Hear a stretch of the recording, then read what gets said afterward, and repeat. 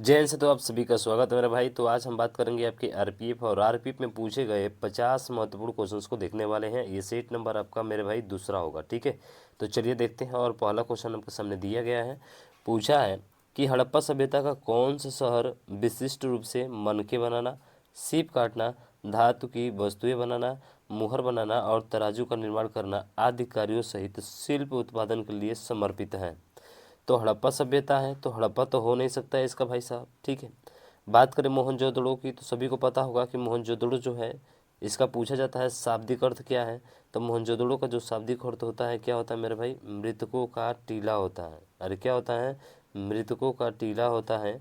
और इसी मोहनजोदड़ो से ध्यान रखिएगा मेरे भाई, इसी मोहनजोदड़ो से विशाल स्नानागार और अन्नागार, ध्यान रखिएगा क्या, विशाल स्नानागार और उसके बाद से मेरे भाई क्या, स्नानागार के साथ साथ आपका अन्नागार भी ध्यान रखिएगा। ये कहाँ से मिला है, तो ये मिला है आपके मेरे भाई मोहनजोदड़ो से, ठीक है। ये प्रश्न खूब पूछे जाते हैं।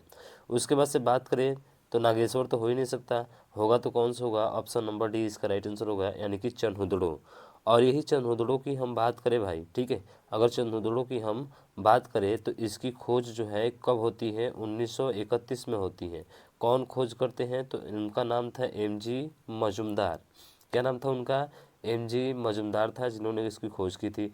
और यहीं से चन्हुदड़ो से एक और चीज़ ध्यान रखिएगा, जो वक्राकार ईंटें हैं मेरे भाई, क्या है, जो वक्राकार ईंटें हैं वो कहाँ से मिले गए हैं, आपके चन्हुदड़ो से ही मिले गए हैं। ये बात आपको ध्यान रखना है।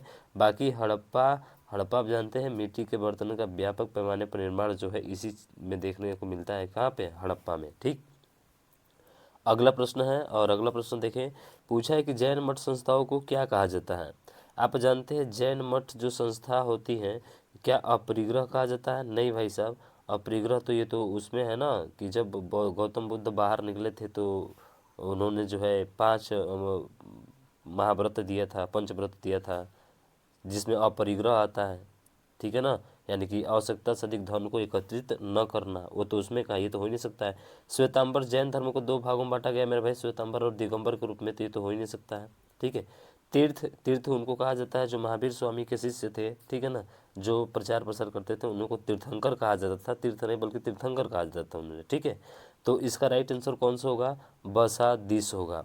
क्या होगा मेरे भाई, इसका जो राइट आंसर होगा बसादिस होगा। और यही बात करें थोड़ा सा यहाँ पे हम जैन धर्म के बारे में, किसके बारे में मेरे भाई, जैन धर्म के बारे में। तो जैन धर्म के संस्थापक आपके कौन है, 24वें तीर्थंकर, जिसका नाम था महावीर स्वामी, ठीक है, जिनका नाम क्या था, महावीर स्वामी। पूछा जाता है कि इनका जन्म जो है कब हुआ था, तो बहुत कंफ्यूज है भाई साहब जन्म को लेकर। कोई बताता है कि 599 है और एनसीईआरटी बताती है आपकी 540 है, पर हम मानेंगे किसको, हालांकि आपके एग्जाम में आएगा ही नहीं तो मानेंगे क्या, तो मानना आपको इसको है भाई, ध्यान रखिएगा। ज़्यादातर लोग जो है ना 599 ईसा पूर्व को ही माने हैं, ठीक है। और ये इनका जन्म कहाँ हुआ था ये पूछा जाता है जरूर हमसे, तो ध्यान रखिएगा।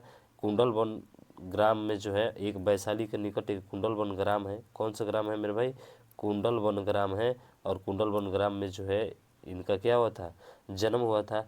वहीं हम बात करें अगर यदि इनके मृत्यु के बारे में, तो इनकी मृत्यु जो है 72 वर्ष की आयु में जो है पावापुरी यानी कि राजगृह के पावापुरी में हुई थी। कहाँ पे हुई थी, राजगृह के पावापुरी में, ध्यान रखिएगा, पावापुरी में जो है इनकी मृत्यु हो जाती है मेरे भाई, ठीक है, 72 वर्ष की उम्र में, ठीक है। कब होती है, तो सर ये भी ध्यान रखिएगा 527 में हो जाती है। कितने में हो जाती है, 527 में। क्लियर है मेरे भाई, मज़ा आ रहा है कि नहीं, तो फटाफट शेयर करो यार इसको, ठीक है। चलिए अगला देखिए। अगला है कि पुलकेशिन प्रथम और पुलकेशिन द्वितीय नामक संबंधित है। देखिए ये जो थे, ठीक है, पुलकेशिन प्रथम और पुलकेशिन जो द्वितीय थे ये चालुक्य वंश के थे। अब पूछा जाता है कि जो चालुक्य वंश का संस्थापक था मेरे भाई वो कौन था, तो ध्यान रखिएगा राजा जयसिंह थे, ये भी पूछा जाता है खूब, ठीक है। राजा जयसिंह जो थे चालुक्य वंश के क्या थे, संस्थापक थे।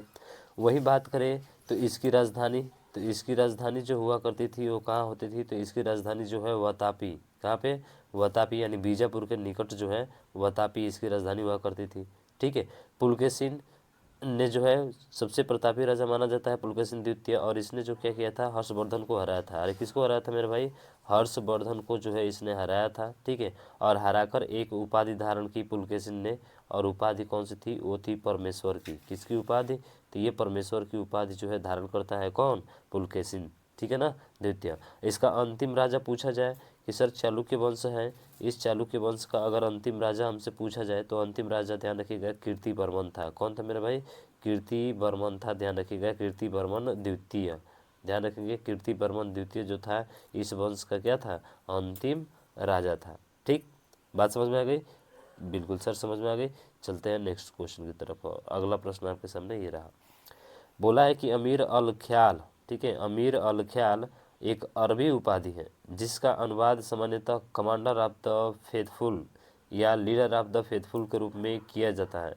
तो निम्नलिखित में से यह उपाधि प्रदान की गई थी, किसके द्वारा की गई थी? तो मेरे भाई ये की गई थी जमाल उद दीन याकूत के द्वारा। किसके द्वारा?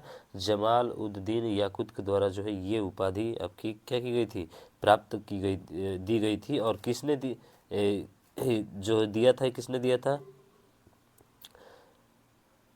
तो ध्यान रखिएगा अगर इसका पूछा जाए कि वो किसका जो है सलाहकार था, ठीक है ना, अगर पूछा जाए कि ये किसका सलाहकार था, तो मेरे भाई ये सलाहकार था आपका रजिया सुल्तान का। जानते हैं ना, एकमात्र महिला मुस्लिम शासिका कौन थी? रजिया सुल्तान थी। और वह रजिया का करीबी सलाहकार और दोस्त था भाई साहब, ठीक है ना। रजिया सुल्तान ने ही शाही अस्तबल के प्रशासक के महत्वपूर्ण नियुक्त किया था और उन्हें याकूत को अमीर अल ख्याल, जिसको कहा जाता है घोड़ों का अमीर, क्या कहा जाता है? अमीर अल ख्याल, घोड़ों का अमीर कहा जाता है, ठीक है। और बाद में अमीर उल अमरा, उमरा, ठीक है, अमीर उल अल अमरा इसको जो है यानी अमीर का अमीर की उपाधि से सम्मानित किया गया था। ठीक, तो चलिए बात करें अगला। घाघरा का युद्ध सभी को पता है कि सर घाघरा का जो युद्ध हुआ था किसके बीच हुआ था? तो बाबर के बीच हुआ था। अरे कौन था? बाबर था। बाबर और अफगानों के बीच हुआ था। किसके बीच हुआ था? बाबर और अफगानों के बीच हुआ था, ठीक है, बाबर और अफगानों के बीच हुआ था। कब? 1529 में। अगर डेट पूछे तो 6 मई, ध्यान रखिएगा, डेट पूछे तो कौन मई? 6 मई 1529 को जो है घाघरा का युद्ध हुआ था, ठीक है, अकबर और अफगानों के बीच। अगला देखें। अगला है निम्नलिखित में से किसका निर्माण शाहजहां द्वारा नहीं करवाया गया? तो शालीमार बाग, ठीक है, शालीमार बाग ये भी इसके द्वारा किया गया था। लाल किला भी दिल्ली का इसके द्वारा किया गया था। हाँ, बुलंद दरवाज़ा, अगर मैं बात करूं मेरे भाई बुलंद दरवाज़ा की, ठीक है, तो बुलंद दरवाज़ा तो सबसे पहले बात करें तो ये कहाँ पे है? तो ये है आपके फतेहपुर सीकरी में है, आगरा। अरे फतेहपुर सीकरी आगरा में है, ठीक है, फतेहपुर सीकरी आगरा में है। और इसको किसने बनवाया था? तो मेरे भाई इसको बनवाया था आपके अकबर ने। किसने बनवाया था? अकबर ने बनवाया था, यानी कि सी तो इसका राइट आंसर हो जाएगा। किसके द्वारा नहीं बनाया गया था? जमा मस्जिद सभी को पता है सर दिल्ली में है। अरे जमा मस्जिद सभी को पता है कहाँ पे है?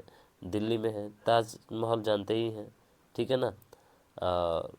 मोती मस्जिद और शालीमार बाग, ठीक है, ये कहाँ पे है?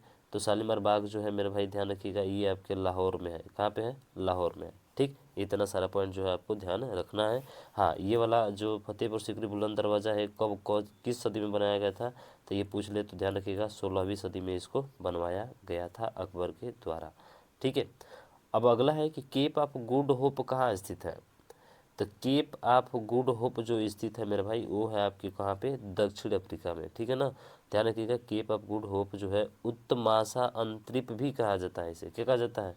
ध्यान रखिएगा उत्तमाशा अंतरिप भी कहा जाता है। उत्तमाशा, ठीक है ना, उत्तमाशा अंतरिप भी इसे कहा जाता है। उत्तमाशा अंतरिप भी इसे कहा जाता है मेरे भाई, ठीक है। और यह दक्षिण अफ्रीका के पश्चिमी तट पर स्थित है। तो ध्यान रखिएगा किस तट पर पूछ दे तो पश्चिमी तट पर। किस तट पर? पश्चिमी तट पर स्थित है। और पुर्तगाली यात्री वास्को डिगामा, ध्यान रखिएगा पुर्तगाली वास्को डिगामा जो 1498 में भारत की खोज करने के लिए आया था भाई साहब, यही से आया था, ठीक है ना। अंतरिप से ये होकर भारत की खोज किया था किसने? वास्को डिगामा ने, ठीक है ना। तो ये बात भी आपको ध्यान रखना है। अगला है कि इनमें से सत्याग्रह में वल्लभ भाई पटेल को सरदार की उपाधि। तो सरदार वल्लभ भाई पटेल का आप नाम सुने होंगे भाई साहब, जिनका लाठियों के प्रहार से इनकी मृत्यु हो जाती है, ठीक है। इनको जो है वल्लभ भाई पटेल सरदार की उपाधि किसने दी थी? तो जो बारदौली की महिलाएं थी उन्होंने ही इनको जो है इस वल्लभ की जो है वल्लभ भाई पटेल की जो है उपाधि दी थी। आपको पता है ना कि बारदौली के सत्याग्रह में कुशल नेतृत्व के कारण वल्लभ भाई पटेल को इस सरदार की उपाधि दी गई थी। और वो उपाधि आंदोलन की सफलता पर वहाँ की महिलाओं द्वारा प्रदान इनको की गई थी। कब? जब सत्याग्रह हुआ था, सत्याग्रह 1928 में सत्याग्रह जो हुआ था ठीक है ना। सत्याग्रह जो हुआ था कब हुआ था? 1928 में गुजरात में हुआ था, ठीक है। 1928 में कहाँ हुआ था? प्रथम सत्याग्रह गुजरात में हुआ था। कहाँ पे हुआ था मेरे भाई? गुजरात में हुआ था, ध्यान रखिएगा, ठीक है। उसके बाद से इसमें जो है आप जानते हैं कि किसानों का एक किसान आंदोलन था, ठीक है, जो प्रांतीय सरकार द्वारा किसानों पर लगान में 30% की वृद्धि के कारण हुआ था। कितने प्रतिशत? 30% के। और चंपारण सत्याग्रह कभी कभी पूछ लेता है, तो ध्यान रखिएगा चंपारण सत्याग्रह 1917 में होता है मेरे भाई, ठीक है। और खेड़ा एवं अहमदाबाद मिल सत्याग्रह जो होता है वो कब होता है? खड़ा सत्याग्रह और अहमदाबाद मिल सत्याग्रह जो होता है ये 1918 में होता है। किसके नेतृत्व में? तो गांधी जी के नेतृत्व में जो है ये आंदोलन हुए थे, ठीक। अगला देखें, अगला है कि स्वतंत्रता पूर्व भारत में किस आंदोलन ने कपास उत्पादन में प्रोत्साहन किया? तो कपास उत्पादन में जो प्रोत्साहन किया था वो आपका स्वदेशी आंदोलन था। कौन था मेरे भाई? स्वदेशी आंदोलन था, ठीक है ना। इसको आप लोगों को ध्यान रखना है। यानी कि बात करें तो 1905 में एक चीज़ और ध्यान रखिएगा, 1905 में जो है बंग भंग विरोधी जनगणना के स्वदेशी आंदोलन को बहुत बल मिला था, ठीक है। बंग भंग वाला, ठीक है ना, जो बंग भंग आंदोलन हुआ था 1905 में, इससे काफ़ी इसको सहयोग मिला था, ठीक है। और यह आंदोलन कब तक चला था? तो 1911 में चला था, जिस समय कलकत्ता अधिवेशन में जो है जनगण मन अधिनायक जो है राष्ट्रगान आपका गाया गया था, ठीक है। यानी कि 1912 में जो है आपकी दिल्ली स्थानांतरित की गई, भारत की राजधानी। आपको पता होगा ना इतना सारा चीज़ें, तो ये तो पता होना चाहिए भाई, ठीक है। चलो अगला देखते हैं। अगला है कि एक फर्म का उत्पादन फलन उपयोग में लाए गए आघातों और के मध्य संबंध दर्शाता है। तो फर्म क्या होता है? तो एक फर्म का उत्पादन फलन जो होता है उपयोग में लाए गए आघातों और फर्म द्वारा उत्पादित निर्गतों के मध्य का संबंध है। क्या भाई साहब? निर्गतों के उपयोग में लाए गए आघातों की मात्रा को ही क्या कहा जाता है? उसी की मात्रा का संबंध जो है किससे होगा? एक फर्म से होगा। फर्म बोले तो फर्म द्वारा उत्पादित निर्गतों, ठीक है ना। यानी कि ऑप्शन नंबर सी इसका क्या होगा? राइट आंसर हो जाएगा। ये आपको ध्यान रखना है, ठीक है। उत्पादन की मात्रा से संबंधित है कौन? फर्म। तो ऑप्शन सी इसका राइट हो जाएगा। भारतीय अर्थव्यवस्था है, सभी को पता है कि भारत की जो अर्थव्यवस्था है भाई सब मिश्रित अर्थव्यवस्था है। ऐसे अर्थव्यवस्था जो होती है, एक होती है आपकी पूंजीवादी अर्थव्यवस्था, ठीक है, एक पूंजीवादी होती है और एक क्या होती है? एक एक पूंजीवादी होती है और एक समाजवादी होती है, ठीक है ना। एक पूंजीवादी और एक क्या होती है? समाजवादी होती है। जब दोनों को मिलाया जाता है तो ये बनती है आपकी मिश्रित अर्थव्यवस्था। तो भारत की अर्थव्यवस्था जो है वो कैसी है? एक मिश्रित अर्थव्यवस्था है। पूंजी अर्थव्यवस्था जिसको जो है धन के बारे में अध्ययन है, और अर्थशास्त्र के जनक जानते हैं आप, एडम स्मिथ है भाई साहब। इन्होंने ही अपनी किताब लिखी थी wealth of nation. Adam Smith की किताब एक आती है जिसका नाम है वेल्थ ऑफ नेशन। इसने पूंजीवादी की बात की है, ठीक है। किसने की बात की है? पूंजीवादी की बात की है। ये बात आप ध्यान रखेंगे, ठीक। उसके बाद से अगला है कि भविष्य निधि के संदर्भ में यूएएन का पूर्ण रूप क्या है? तो देखिए यूएएन का जो पूर्ण रूप है मेरे भाई, ठीक है, वो है आपका यूनिवर्सल अकाउंट नंबर। क्या है? Universal account number. ध्यान रखिएगा, यूनिवर्सल अकाउंट नंबर का मतलब होता है, दिया है क्या इंग्लिश में ही दिया है, यूनिवर्सल अकाउंट नंबर। यानी कि बोले तो ऑप्शन नंबर बी क्या होगा इसका? राइट आंसर हो जाएगा। जिसे रिटर्न जमा करते क्या बोलते हैं? इसे सार्वभौमिक खाता संख्या बोलते हैं, ठीक है ना। यूनिवर्सल अकाउंट नंबर का अर्थ होता है सार्वभौमिक खाता संख्या। यानी कि रिटर्न जमा मतलब वापस पुनः जमा करने के लिए, ठीक है। देयता संबंधी ब्यौरे के संबंध में इस कार्यों को अनिवार्य बना दिया गया है। उल्लेखनीय है कि कर्मचारी भविष्य निधि संगठन एक सरकारी संगठन है जो सदस्यों कर्मचारी निधि और पेंशन खातों का प्रबंधन करता है, ठीक है, जिसको बोलते हैं शॉर्ट फॉर्म में ईपीएफओ। कभी कभी इसका भी फुल फॉर्म पूछ ले, ध्यान रखिएगा, एम्प्लॉयज प्रोविडेंट फंड ऑर्गेनाइजेशन, ठीक है ना। इसका भी फुल फॉर्म पूछा जा सकता है, ध्यान रखेंगे। अगला है कि भारतीय रिजर्व बैंक की स्थापना कब की गई थी? तो भारतीय रिजर्व बैंक की स्थापना 1 अप्रैल 1935 को की गई थी, सबको पता है मेरे भाई, ठीक है। भारतीय रिजर्व बैंक, अगर इसकी बात करें हम लोग, ठीक है, तो भारतीय रिजर्व बैंक की स्थापना 1 अप्रैल 1935 को हुई थी। और इसका राष्ट्रीयकरण पूछा जाता है मेरे भाई, बहुत बार पूछा जाता है, ध्यान रखिएगा, राष्ट्रीयकरण, ठीक है ना, राष्ट्रीयकरण। तो इसका राष्ट्रीयकरण होता है कब? 1949 में होता है, ठीक है ना। और ये भारत का केंद्रीय बैंक बन जाता है। क्या है? ध्यान रखिएगा, भारत का केंद्रीय बैंक अगर पूछा जाए, सेंट्रल बैंक पूछा जाए, तो केंद्रीय बैंक कौन सा होगा आपका? भारतीय रिजर्व बैंक ही होगा, ठीक है। आरबीआई का मुख्यालय पूछ ले तो ध्यान रखिएगा, हेडक्वार्टर इसके मुंबई में है भाई साहब। कहाँ पे है? इसका हेडक्वार्टर आपके मुंबई में है। और इसके वर्तमान गवर्नर जो है वो ध्यान रखिएगा, वो है आपके शक्तिकांत दास। कौन है? शक्तिकांत दास हैं इसके वर्तमान गवर्नर, ठीक। अगला देखें। अगला है कि निम्नलिखित में से कौन सा भारतीय रुपये की विनिमय दर से संबंध नहीं रखता है। तो ध्यान रखिएगा, वो भारतीय रिजर्व बैंक होता है जो विनिमय से संबंधित रखता ही नहीं है, बिल्कुल बिल्कुल अलग होता है भाई साहब। ठीक है, तो बात करें तो इसका राइट आंसर कौन सा होगा, यह भारतीय रिजर्व बैंक द्वारा तय किया जाता है, ये सही नहीं है। बाकी मुख्य रूप से इसकी कीमत अमेरिकी डॉलर के संदर्भ में है और यह भारतीय रिजर्व बैंक द्वारा प्रकाशित किया जाता है। ठीक है, प्रकाशित किया जाता है, लेकिन भारतीय रिजर्व बैंक द्वारा तय नहीं किया जाता, ये ध्यान रखिएगा। ठीक है, और यह बाजार की ताकतों द्वारा तय किया जाता है। किसके द्वारा, बाजार की ताकतों द्वारा, यानी कि तीनों सही है। क्वेश्चन के अकॉर्डिंग देखा जाए तो ऑप्शन बी सही होगा आपका। ठीक, आकाशगंगा जिसे मिल्की वे के नाम से जाना जाता है कैसी है, तो भैया ये सर्पिलाकार है। कैसी है, ये आपकी सर्पिलाकार है, पता है ना। आकाशगंगा असंख्य तारों का एक विशाल पुंज होता है जिसमें एक केंद्रीय बल तथा 3 घूर्णनशील भुजाएं होती हैं, उसी को मंदाकिनी कहा जाता है, जो हमारी आकाशगंगा है। ठीक है, आकाशगंगा को क्या कहा जाता है, मंदाकिनी। ध्यान रखिएगा, क्या कहा जाता है मेरे भाई, मंदाकिनी, इसी को कहा जाता है। इसी आकाशगंगा के बारे में बात करें तो मंदाकिनी या मिल्की वे माने दुग्ध मेखला भी कहते हैं इसको हम लोग। ठीक है, और आकाशगंगा नाम दिया गया है जिसका 80% भाग जो है कैसा है, सर्पिलाकार है। ध्यान रखिएगा, 80% भाग सर्पिलाकार है। और इस आकाशगंगा को सर्वप्रथम किसने खोजा था, तो ध्यान रखिएगा, दूरबीन की खोज किसने किया था, गैलीलियो ने किया था भाई साहब। तो गैलीलियो ने इसको खोजा था। ठीक, अगला, किस ग्रह के एक चंद्रमा का नाम गैनीमीड है। तो जानते हैं कि सबसे ज़्यादा जो उपग्रह हैं वो किसके हैं, बृहस्पति के हैं। तो ये बृहस्पति का ही है एक, यानी बृहस्पति सौरमंडल का सबसे बड़ा ग्रह है और गैनीमीड इसका सबसे बड़ा उपग्रह है। ठीक है, और इसके और भी महत्वपूर्ण ग्रह है, लेकिन ध्यान रखना गैनीमीड, और एक और नाम याद रखिएगा, इसी का है यूरोपा। कौन है भाई साहब, एक यूरोपा है। ठीक है ना, इसी का एक यूरोपा है जो उपग्रह पर जल वाष्प के साक्ष्य प्राप्त हुए हैं। इन्हीं दोनों उपग्रह पर क्या प्राप्त हुए हैं, जल के साक्ष्य जो है प्राप्त हुए हैं, ये बात आपको ध्यान रखना है। बाकी बुध जिसके कोई भी उपग्रह नहीं है भाई साहब, सूर्य के सबसे नज़दीक ग्रह कोई है तो बुध है। शुक्र जिसे पृथ्वी का जुड़वा बहन कहा जाता है। ठीक है, जिसे पृथ्वी का जुड़वा बहन कहा जाता है, भोर का तारा, शाम का तारा, इसको कहा जाता है। ठीक है, ये ध्यान रखेंगे। अगला है कि डोलड्रम भूमध्य रेखा के इर्द गिर्द दाब वाला क्षेत्र है जहाँ चलने वाली हवाएं शांत होती हैं।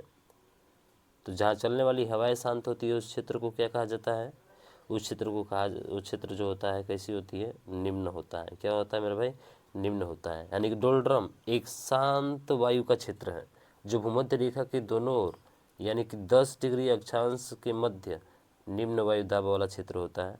और यह अत्यधिक ऊष्मा के कारण वायु की क्षैतिज गति अनुपस्थित होती हैं और केवल संबंध धाराएं ही यहाँ होती हैं। इस प्रकार सतह की वायु की अनुपस्थिति के कारण यह क्षेत्र कैसा होता है, शांत होता है। क्या होता है मेरे भाई, शांत होता है, तो निम्न हो। ठीक है ना।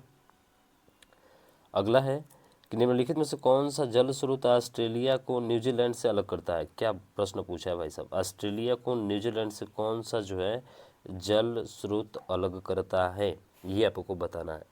तो ध्यान रखिएगा, वो होगा आपका कौन सा, तस्मान सागर। कौन है मेरे भाई, तस्मान सागर जो होता है ऑस्ट्रेलिया को न्यूजीलैंड से क्या करता है, अलग करता है। ठीक, उसके बाद अगला है कि भू क्षेत्रफल के आधार पर इनमें से कौन सा यूरोप का सबसे बड़ा देश है। तो भू क्षेत्रफल के आधार पर देखिए बहुत सारा चीज़ पूछता है, जनसंख्या के आधार पर, क्षेत्रफल के आधार पर भारत का स्थान आप जानते हैं 7वां स्थान है, पर क्षेत्रफल के आधार पर इनमें से कौन सा यूरोप का सबसे बड़ा देश पूछा है मेरे भाई, विश्व का नहीं बल्कि यूरोप का पूछा है। अब गड़बड़ हो जाएगा, तो मैं आपको बताता हूँ, ध्यान रखिएगा। पहला पर जो आता है वो आपका रूस है भाई। ठीक है, ये पहला स्थान है। दूसरे पे बात करें तो वो आती है आपकी कौन सी, इटली आती है। ठीक है, तीसरे पे बात करें तो यूनाइटेड किंगडम यानी यूके आता है। ठीक है, और चौथे नंबर पे आता है आपका रोमानिया। तो ये क्रम जो है आप ध्यान रखिएगा। ठीक है, इट रुई और उसके बाद से क्या है, रोमानिया, यूरो। ठीक है ना, रुई यूरो, ऐसे याद रखिएगा, याद रहेगा। ठीक है, अगला देखें। अगला है कि कर्क रेखा भारत के किस किस राज्य से होकर नहीं गुजरती है। त्रिपुरा, उड़ीसा, मध्य प्रदेश और राजस्थान। तो आप जानते हैं कि जो कर्क रेखा है वो 8 राज्यों से होकर गुजरती है। कितने राज्यों से, 8 राज्यों से।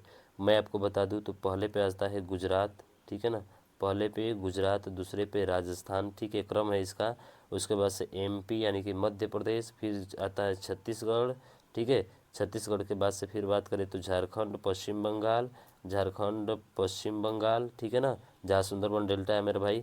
त्रिपुरा और मिजोरम। एक त्रिपुरा है और क्या है, मिजोरम है। ठीक है, त्रिपुरा और मिजोरम ये 8 राज्य हैं, इन्हीं से कर्क रेखा गुजरती हैं। ठीक है ना, गुजरती हैं। तो इसका मतलब कौन सा नहीं होगा इसका, तो इसका उड़ीसा जो है राइट आंसर नहीं होगा, ये बिल्कुल गलत होगा, इससे होकर वो कर्क रेखा नहीं गुजरती है। ठीक, अगला कर्क रेखा सबसे कर्क रेखा जिसे क्या बोलते हैं, कुछ नहीं बोलते हैं, आगे बढ़िए।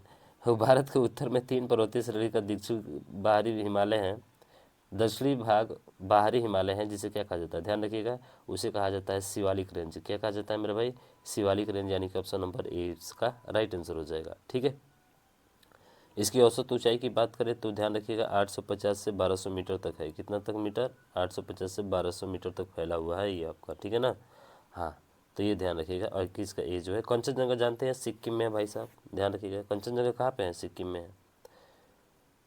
अगला है कि सिंधु नदी और जास्कर नदी का संगम होता है, तो सिंधु नदी और जास्कर नदी ये दोनों जाकर कहाँ पे मिलती हैं आपकी, ये आपको बताना है। तो भाई ये मिलती है आपके कहाँ पे, ये मिलती है आपके लद्दाख में। सिंधु और जास्कर नदी का जो संगम होता है वो कहाँ होता है, लद्दाख में होता है। और सिंधु नदी एशिया की सबसे लंबी नदियों में से एक है।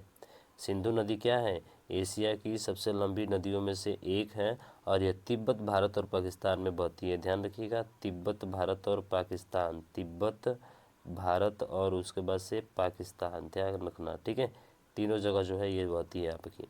इसकी लंबाई की बात करें तो 2800 कितना है, 80 मीटर है। ठीक है, 80 किलोमीटर, मीटर नहीं किलोमीटर है भाई साहब। ठीक है, चलिए अगला क्वेश्चन देखते हैं। और अगला प्रश्न आपके सामने ये रहा, पूछा है कि निम्नलिखित से कौन सा भारत का पहला जल विद्युत संयंत्र है। तो भारत का पहला जल विद्युत संयंत्र जो है वो है आपका सिद्रापोंग जल विद्युत संयंत्र, यानी कि बांध बनाकर बहते हुए पानी को रोककर फिर ऊंचाई से टरबाइन पर गिराकर विद्युत ऊर्जा प्राप्त की जाती है, जिसे जल विद्युत ऊर्जा कहते हैं भाई। ठीक है, और इससे प्रदूषण नगण्य होता है, और यह विद्युत उत्पादन की जो है एक सस्ती प्रणाली है। ध्यान रखिएगा, विद्युत उत्पादन की सबसे सस्ती प्रणाली जो है आपकी यही है।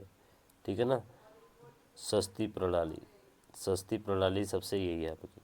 ठीक, अगला देखें, अंडमान और निकोबार द्वीप समूह में स्लैश एंड बर्न कृषि को क्या कहा जाता है। तो इसको कहा जाता है आपका दीपा। क्या कहा जाता है भाई साहब, दीपा। झूम कृषि की बात करें, ये झूम कृषि अथवा कर्तन दहन प्रणाली के किसान जमीन के टुकड़े साफ करके उन पर अपने परिवार के भरण पोषण के लिए अनाज व अन्य फसल उगाते हैं। ध्यान रखिएगा, झूम कृषि में। ठीक है, ये करते हैं।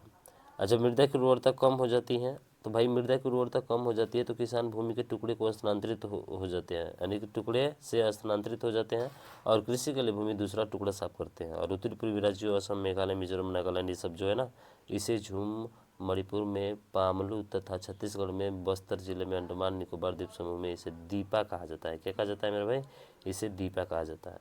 ठीक, अगला है कि भारतीय संविधान में कितने देशों से विशेषताएं ली गई है। क्या प्रश्न पूछा है भाई साहब, भारतीय संविधान में कितने देशों से विशेषता ली गई है। तो मेरे भाई 10 देशों से ली गई है। अब कहेंगे सर आप 10 देश का नाम बता सकते हैं क्या, बता सकते हैं बिल्कुल भाई।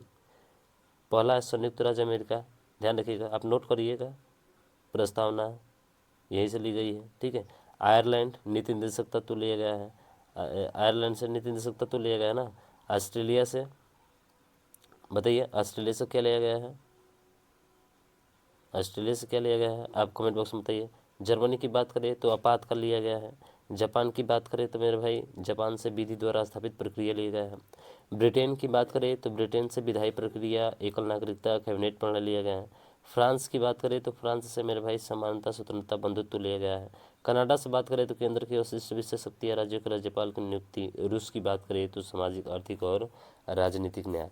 ऑस्ट्रेलिया की बात करें तो सभी लोगों को पता है, ऑस्ट्रेलिया से लिया गया मेरे भाई प्रस्तावना की भाषा शैली। कहाँ से ली गई है, ऑस्ट्रेलिया। समवर्ती सूची भी कहाँ से ली गई है मेरे भाई, चलिए आप शायद बताए नहीं होंगे, समवर्ती सूची भी कहाँ से ली गई है, ऑस्ट्रेलिया से ही ली गई है। ठीक है, तो ये 10 देश हो गए मेरे भाई, दिख रहा है ना, तो 10 देश से लिया गया है। ये प्रश्न पूछेगा तो बहुत लोग नहीं बता पाएंगे, ध्यान रखिएगा, पूछा है भाई साहब। निम्नलिखित भारतीय संविधान के अनुच्छेद में से कौन सा अनुच्छेद राज्यों के विधान परिषदों के गठन के लिए प्रावधान करता है। तो विधान परिषद के गठन के लिए जो प्रावधान करता है वो भाई 169 अनुच्छेद 169 है। ठीक है, हाँ हाँ, लेकिन ध्यान रखिएगा विधेयक जो होता है ना वो विधानसभा में विशेष बहुमत का कितना होता है, ध्यान रखिएगा विशेष बहुमत का 2/3 से पारित होना अनिवार्य है भाई साहब। ठीक, अगला अगला है कि संसद द्वारा निःशुल्क और अनिवार्य शिक्षा का अधिकार आप जानते हैं भाई साहब किस वर्ष पारित किया गया था। ये किस वर्ष पारित किया गया था ये हमसे पूछा है। तो पारित तो 2009 में किया गया था। ठीक है, पारित कब किया गया था, 2009 में किया गया था, पर लागू कब हुआ था, 1 अप्रैल 2010 को। 1 अप्रैल 2010 को जो है मेरे भाई ये लागू हुआ था। ठीक है, 2010 को जो है ये आपका लागू हुआ था पूरे भारत में। ठीक है, और शिक्षा का मौलिक अधिकार आप जानते हैं कि जो है भाई किस में जोड़ा गया है, किसमें है, अनुच्छेद बात करें तो 21A में है। और 86वें संविधान संशोधन, ठीक है, 86वां संविधान संशोधन 2002 के द्वारा इस अधिनियम को क्या किया गया था, जोड़ा गया था मौलिक अधिकार में। ठीक है ना, यानी कि 6 से 14 वर्ष के बच्चों को क्या दी जाएगी, फ्री में शिक्षा दिया जाने का कार्य किया जाएगा। ठीक है, तो ये इसका हो जाएगा। अगला देखें कि राष्ट्रपति के 5 वर्ष के कार्यकाल की जनगणना कब से की जाती है। तो देखिए 5 वर्ष के कार्यकाल की जनगणना कब से की जाती है ये हमसे पूछा है। तो ये की जाती थी अभी कब से, जिस दिन वह पदभार ग्रहण करते हैं, जिस दिन से वह पदभार क्या करते हैं, ग्रहण करते हैं राष्ट्रपति। ठीक है, ध्यान रहेगा, बिल्कुल सर। चले आगे क्वेश्चन की तरफ चलते हैं और अगला ये रहा, पूछा है कि किस धन विधेयक को लोकसभा में पारित होने के बाद राज्यसभा उस विधेयक को अधिकतम कितने दिनों के भीतर जो वापस लौटा सकता है। मेरे भाई 14 दिनों के भीतर। ठीक है, कितने दिनों के भीतर, 14 दिनों के भीतर लौटा सकता है। अगर 14 दिनों के भीतर नहीं लौटाता है तो वो पास माना जाएगा। ऑप्शन नंबर ए आपका राइट हो जाएगा। ठीक, अगला है कि भारतीय संविधान का कौन सा अनुच्छेद जो है उच्च न्यायालयों के न्यायाधीशों के शपथ या प्रतिज्ञान से संबंधित है। तो शपथ या प्रतिज्ञान से संबंधित है वो है आपका अनुच्छेद 219, यानी कि ऑप्शन नंबर डी इसका राइट आंसर हो जाएगा। आप सभी को पता है संविधान के अनुच्छेद 243 जी में पंचायत की शक्तियों, प्राधिकार और उत्तरदायित्व से संबंधित है। पंचायती संस्थाओं को कुल जो है, 1 मिनट गड़बड़ हो रहा है क्या भाई साहब, ठीक है, नहीं चलिए बहुत अच्छा है, गड़बड़ हो गया ना, 219 में। ठीक है, प्रतिज्ञान से संबंधित 219 में। चलिए अगला प्रश्न देखते हैं, अगले का आंसर भाई साहब भारत संविधान का कौन सा अनुच्छेद पंचायत की शक्तियों और प्राधिकारिता से संबंधित है। तो 243 जी है जो कि अभी डिस्कस किया था, यानी कि ऑप्शन नंबर डी इसका राइट हो जाएगा। इसमें कितने कार्य दिए गए हैं, तो ध्यान रखिएगा इसमें 29 कार्य जो है शामिल किए गए हैं। ठीक है, और ये जिम्मेदारी किसको दी जाती है, तो राज्य के विधानमंडल को दी जाती है। किसको दी जाती है, राज्य के विधानमंडल। ठीक है ना, राज्य के विधानमंडल को दी जाती है। उसके बाद से अगला है कि भारत के संविधान में इनमें से किन अंगों प्रावधानों को संशोधित नहीं किया जा सकता है। तो आप जानते हैं संविधान की प्रस्तावना ऐसे तो संशोधित किया जा सकता है, लेकिन ये पूछा है कि नहीं किया जा सकता है, कौन सा ऐसा है। तो प्रस्तावना में तो एक बार संशोधन हुआ है भाई साहब, 3 नए शब्द जोड़े गए थे 42वें संविधान संशोधन द्वारा। हम बात किए हैं प्रस्तावना के बारे में बड़े अच्छे तरीके से, मिनी संविधान के नाम से, यानी कि छोटा संविधान, लघु संविधान के नाम से 42वें संविधान संशोधन को जाना जाता है। उसके बाद से राज्य का नीति निर्देशक तत्व हो गए, आपके मौलिक अधिकार हो गए, इन सब में किया जा सकता है, पर न्यायिक समीक्षा में नहीं किया जा सकता मेरे भाई। ठीक है, न्यायिक समीक्षा में बिल्कुल नहीं किया जा सकता है। ऑप्शन ए इसका राइट आंसर हो जाएगा। ठीक है, क्योंकि यह जो है ना संविधान के आधारभूत ढांचे के अंतर्गत आता है, यानी संविधान का जो आधारभूत ढांचा है भाई साहब उसमें आप संशोधन नहीं कर सकते हैं। तो न्यायिक समीक्षा विधायी अधिनियमों द्वारा कार्यपालिका के आदेशों की संवैधानिक की जांच करने हेतु न्यायपालिका से की सकती हैं, जो केंद्र और राज्य सरकारों पर लागू होती है। किस पर लागू होती है, केंद्र और राज्य की सरकारों पर, केंद्र प्लस राज्य की सरकारों पर लागू होती है। ठीक है भाई, चलिए अगला प्रश्न, भारत के निम्नलिखित में से किस राज्य के आदिवासी लोग सरहुल त्यौहार मनाते हैं। तो सरहुल आया तो भाई सब जानते हैं, जिसमें स्वास्थ्य और समृद्धि के लिए साल वृक्ष की पूजा की जाती है। तो होगा आपका सी सरहुल, यानी झारखंड का है भाई, तो झारखंड इसका राइट आंसर होगा। महोत्सव पर्व भारत के किस भाग में मनाया जाता है। तो महोत्सव ध्यान रखिएगा वो मनाया जाता है आपके नागालैंड में। कहाँ मनाया जाता है मेरे भाई, महोत्सव नागालैंड में मनाया जाता है, जिसमें जो है बुआई के समय के बाद ये मनाया जाता है। किस कब मनाया जाता है, तो जो बुआई होती है ना, ठीक है, जिसे बुआई के समय होता है तो उसी समय जो है ये गाया जाता है आपका। ठीक, उसके बाद से वह वाद्य साजों के रूप में तानपुरा और पखवाज के साथ पुरुषों द्वारा पारंपरिक रूप से गान शैली का प्रदर्शन किया जाता है। तो ये कहाँ का है भाई साहब, ठीक है, वाद्य साजों के रूप में, तानपुरा और पखवाज के साथ। बताइए क्या होगा इसका राइट आंसर। तो इसका होगा आपका ध्रुपद। इसको क्या बोलते हैं भाई साहब, ध्रुपद गायन शैली का प्रदर्शन बोला जाता है इसको, ठीक है ना, जो पुरुषों द्वारा किया जाता है। और इस गायन शैली में जो है ना, गाते समय फेफड़ों पर अधिक जोर देने पड़ते हैं, इसी कारण इसे मर्दाना गायन भी कहा जाता है। क्या कहा जाता है इसे, ध्यान रखिएगा, इसे मर्दाना गायन भी कहा जाता है, क्योंकि ज़्यादा जोर देना पड़ता है भाई साहब। जिसका कलेजा अच्छा रहेगा वही ना गाएगा भाई साहब, कलेजा चाहिए गाने के लिए, ठीक है ना। इसको चलिए अगले क्वेश्चन की तरफ चलते हैं। राष्ट्रीय खेल दिवस सभी को पता है भाई साहब, 29 अगस्त को मनाया जाता है। मेजर ध्यानचंद का जन्म हुआ था प्रयागराज में, कब, 29 अगस्त 1905 को हुआ था, ठीक है। बंगाल का विभाजन जब हुआ था 1905 में, 1905 में ही हुआ था ना, और प्रयागराज में हुआ था इनका जन्म। मेजर ध्यानचंद का जन्म कहाँ हुआ था, प्रयागराज। हॉकी के जादूगर के नाम से मेजर ध्यानचंद को जाना जाता है भाई साहब, कौन नहीं जानता है, सब जानते हैं, ठीक है। अगला देखें, जुलाई 2016 के बाद विश्व व्यापार संगठन, जिसको वर्ल्ड ट्रेड ऑर्गेनाइजेशन WTO के सदस्य थे, 2016 के बाद से विश्व व्यापार संगठन WTO के सदस्य हैं। तो ध्यान रखिएगा, जो है निर्धारित संगठन है जो देशों के मध्य नियमों का नियमित करता है। ये कौन सा होगा भाई साहब, सी बोले तो 164। कितने होंगे, 164। बाईचुंग भूटिया के समर्थन में ओलंपिक मशाल रिले को ले जाने से इनकार करने वाले प्रथम भारतीय खिलाड़ी थे। कौन थे, प्रथम भारतीय खिलाड़ी थे, ठीक है। और वो है आपके कौन, वो है आपके तिब्बती स्वतंत्रता आंदोलन। यानी कहा जाए कि तिब्बती स्वतंत्रता आंदोलन के समर्थन में पूर्व भारतीय फुटबॉलर बाईचुंग भूटिया खेलने से क्या कर दिया भाई साहब, मना कर दिए, ले जाने से इनकार कर दिया, ठीक है, ओलंपिक में। चलिए आगे देखें, एजरा कप इनमें से किस खेल से संबंधित है। देखिए जो एजरा कप है इसका संबंध देखेंगे मेरे भाई, तो इसका संबंध होगा आपके पोलो से। पूछा जाता है पोलो में खिलाड़ी कितने होते हैं, 4 होते हैं भाई। पहला एजरा कप 1880 में आयोजित किया गया था, और पोलो के प्रत्येक टीम में कितने खिलाड़ी होते हैं, 4 होते हैं, ठीक है। भारत ने पहली बार ओलंपिक खेलों में किस वर्ष भाग लिया था। तो देखिए भारत जब पहली बार ओलंपिक खेलों में भाग लिया था ना, वो कब लिया था, 1900 में लिया था। 1900 में शामिल हुआ, जो पेरिस में आयोजित हुआ था। कहाँ हुआ था, पेरिस में हुआ था, ध्यान रखिएगा, पेरिस में आयोजित हुआ था। और इसमें भारत के नाम पर ब्रिटिश नागरिक नॉर्मन प्रचर्ड ने एथलेटिक्स स्पर्धाओं में हिस्सा लिया और 2 रजत पदक जीते। कितने, 2 रजत पदक, 2 रजत पदक जीता था। अगला देखें, पुरानी दिल्ली के लाल किले पर प्रधानमंत्री भारतीय राष्ट्रीय ध्वज किस राष्ट्रीय त्यौहार पर फहराते हैं। सभी को पता है स्वतंत्रता दिवस पर फहराते हैं भाई साहब। किस दिवस पर, स्वतंत्रता दिवस पर फहराया जाता है, ठीक है, ध्वजारोहण का कार्य होता है।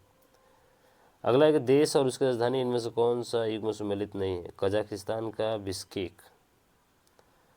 क्या कजाकिस्तान का बिश्केक होता है, नहीं भाई साहब, पहला ही ऑप्शन पकड़ा गया, नूर सुल्तान होता है। क्या होता है, नूर सुल्तान होता है, बाकी तो सब सही है। लीबिया का त्रिपोली, ठीक है, और बहामास का नसाउ, बेल्जियम का ब्रुसेल्स, ठीक है। और भी बता दूं मैं आपको, जैसे क्यूबा का पूछ ले आपसे, ठीक है, तो क्यूबा का हवाना होता है। अरे क्यूबा का क्या होता है, हवाना होता है। अगर पुर्तगाल का पूछे तो लिस्बन होता है। अगर आपसे पुर्तगाल का पूछे तो क्या होता है, लिस्बन होता है, ध्यान रखिएगा। अगर आपसे कंबोडिया का नोमपेन होता है, बेल्जियम का ब्रुसेल्स होता है, ध्यान रखना है, ठीक है। जापान का टोक्यो होता है। यह विद्युत ऊर्जा का वाणिज्यिक मात्रक है। तो विद्युत ऊर्जा का वाणिज्यिक मात्रक क्या होता है, किलोवाट घंटा होता है। तो 1 किलोवाट घंटा बराबर क्या होता है, 3.6 × 10⁵ जूल होता है। अरे होता है ना, किलोवाट मैंने 1000 वाट हो जाएगा, और घंटा है तो 60 × 60 हो जाएगा। तो ये 10 लगाएंगे तो ये 10⁶ जूल हो जाएगा, ठीक है, 10⁶ जूल होगा। बाकी तो 3 इधर है, 2 इधर है, 5 हो जाएंगे, ठीक है। तो ये ध्यान रखिएगा, किलोवाट घंटा विद्युत ऊर्जा। वायुमंडलीय दबाव को मापने वाले किस उपकरण का प्रयोग किया जाता है। सभी को पता है बैरोमीटर। लैक्टोमीटर जो दूध को मापने का काम करता है भाई साहब, ठीक है, तो लैक्टोमीटर को पूछा जाता है, दूध को मापने का काम करता है, ठीक है। और बैरोमीटर आप जानते ही हैं, ठीक है। बाकी और भी जानते हैं तो बताइए कमेंट करके, ठीक है। एक वस्तु का द्रव्यमान 1 किलोग्राम है पृथ्वी पर, इसका द्रव्यमान क्या होगा। सभी को पता है द्रव्यमान कभी चेंज नहीं होता है भाई साहब। 10 किलोग्राम है तो 10 ही किलोग्राम रहेगा आपका, ठीक है, वो कभी चेंज नहीं होता है। चेंज क्या होता है, भार होता है, क्योंकि W बराबर क्या होता है मेरे भाई, mg होता है, यानी कि न्यूटन जिसको बोलते हैं, ठीक है ना। कार्य का मात्रक न्यूटन होता है, बिल्कुल सर, सॉरी कार्य नहीं, ये भार है भाई साहब, क्या है, भार है, ठीक है ना। तो भार जो होता है चेंज होता रहता है, चंद्रमा पर कुछ और कहीं कुछ और, ठीक है। तो ये इसका 10 किलोग्राम ही होगा, चेंज नहीं होता है द्रव्यमान। ध्यान से सवाल को पढ़िएगा, नहीं तो फटाक दे चेंज करेंगे, हमको पता है, ठीक है। मैग्नीशियम के 144 ग्राम में परमाणु मौजूद है, तो मैग्नीशियम का कितना होता है, मैग्नीशियम का 24 होता है ना, 24 से भाग कर दीजिए, कब बार में कट जाएगा, आप कहेंगे सर 6 बार में कटेगा, अरे कब बार में कटेगा मेरे भाई, 6 बार में, तो 6 इसका क्या होगा, राइट आंसर हो जाएगा, ठीक है, ध्यान रखें। यानी कि संख्या बराबर क्या होता है, तत्व का भार बता, अणु का भार, अणु भार होता है।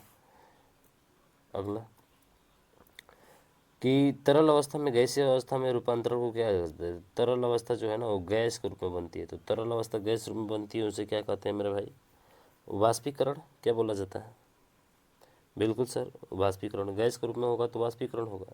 ऑक्सीकरण जिसमें ऑक्सीजन का योग हाइड्रोजन का ह्रास होता है उसे ऑक्सीकरण कहा जाता है। ऊर्ध्वपातन समझते हैं, जैसे कपूर का जलना बहुत बार पूछा जाता है, जो कपूर होता है ना ऊर्ध्वपातन पर आधारित होता है। संघनन, संघनन का मतलब जैसे कि भाप जो है, यानी कि गैस जो है सीधा किस में बदल जाए, अरे गैस जो है किस में बदल जाए, द्रव में बदल जाए, तो उसे क्या कहा जाता है, संघनन कहा जाता है, ठीक। कौन सा तत्व सिलिकॉन के समान संयोजकता दर्शाता है, सिलिकॉन के समान कौन सा दर्शाता है, तो ध्यान रखिएगा सिलिकॉन के साथ कार्बन और जर्मेनियम है, यानी कि बोले तो ऑप्शन नंबर बी इसका राइट आंसर हो जाएगा, क्योंकि कार्बन की 4 संयोजकता होती है, सिलिकॉन की भी 4 होती है, जर्मेनियम की भी, ठीक है ना। बाकी हाइड्रोजन को अवारा तत्व कहा जाता है। ब्रोमीन एक ऐसी धातु है जो कमरे के ताप पर द्रव अवस्था में पाई जाती है, अधातु है भाई साहब। पोटेशियम जिसे जो है क्या किया जाता है, चाकू से आसानी से काटा जा सकता है, सोडियम और पोटेशियम है, ठीक है। सोडियम पोटेशियम को जो है केरोसिन के तेल में डुबो कर रखा जाता है, क्योंकि ये बाहर निकलता है तो भाई साहब तुरंत आग पकड़ लेता है, क्योंकि ये वायु के साथ तेजी से क्रिया करता है। ऑन्कोलॉजी सभी को पता है, कैंसर का अध्ययन किया जाता है भाई साहब, ठीक है, बीमारी के उपचार से, यानी कि ऑन्कोलॉजी, ये ऑप्शन नंबर सी जो होगा इसका राइट हो जाएगा। इंसुलिन की कमी से कौन सा रोग होता है मेरे भाई, मधुमेह रोग होता है, ठीक है। और वृक्क की बात करें तो वृक्कों की खराबी के कारण जो होते हैं ना, रक्त में संचय यूरिया की मात्रा बढ़ जाती है।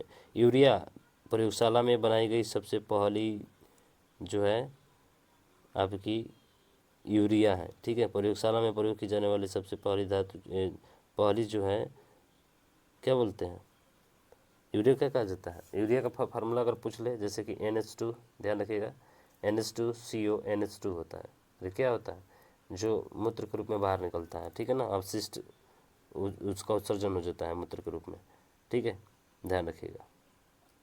अगला है और अंतिम प्रश्न है भाई कि नारियल के छिलके में मौजूद कौन सा ऊतक से कठोर और दृढ़ बना रहता है, ऊतक से कौन सा है, कौन सा हो भाई, भाई बोलो बोलो बोलो बोलो भाई, अंतिम प्रश्न है, तो है स्क्लेरेनकाइमा, इस स्क्लेरेनकाइमा है, ठीक है, यानी कि ऑप्शन नंबर बी इसका राइट हो जाएगा। बस कहानी खत्म भाई साहब, ठीक है, समझ में आया क्या, ये 50 क्वेश्चन ऐसे समझ में आ गया मेरे भाई, तो प्लीज़ इस वीडियो को ज़्यादा से ज़्यादा शेयर करिएगा, और अभी तक चैनल को सब्सक्राइब नहीं किया मेरे भाई तो सब्सक्राइब कर बेल आइकन को जरूर दबाएगा, ताकि वीडियो अपलोड होगा तो उसका नोटिफिकेशन आपको जरूर मिलेगा। मिलते हैं नेक्स्ट वीडियो में नेक्स्ट जी के पार्ट के साथ, तब तक ले जय हिंद जय भारत।